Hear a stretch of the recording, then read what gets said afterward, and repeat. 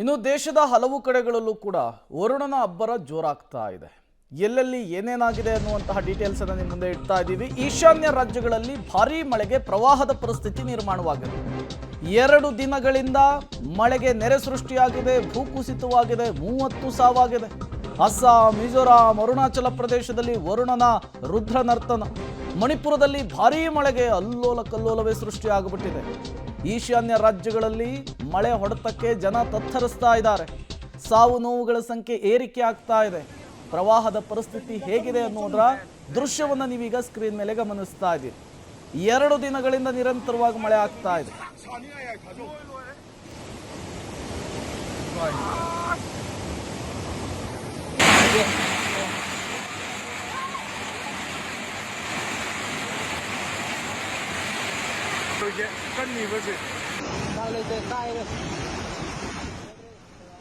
ಅಸ್ಸಾಂ, ಮಿಜೋರಾಂ ಸೇರಿದಂತೆ ಈಶಾನ್ಯ ಭಾಗಗಳಲ್ಲಿ ಮಳೆಯಾಗಿರುವಂತಹದ್ದು. ಅಸ್ಸಾಂನಲ್ಲಿ ಒಟ್ಟು 17 ಜಿಲ್ಲೆಗಳಲ್ಲಿ ಪ್ರವಾಹದ ಸನ್ನಿವೇಶ ಸೃಷ್ಟಿಯಾಗಿದೆ. ಸಂಕಷ್ಟದಲ್ಲಿ 78,000ಕ್ಕೂ ಹೆಚ್ಚು ಜನರು ಸಿಲುಕಿಕೊಂಡಿದ್ದಾರೆ. ಸುರಕ್ಷಿತ ಸ್ಥಳಗಳಿಗೆ ಸ್ಥಳೀಯರನ್ನು ಸ್ಥಳಾಂತರಿಸುವಂತಹ ಕೆಲಸ ಆಗ್ತಾ ಇದೆ.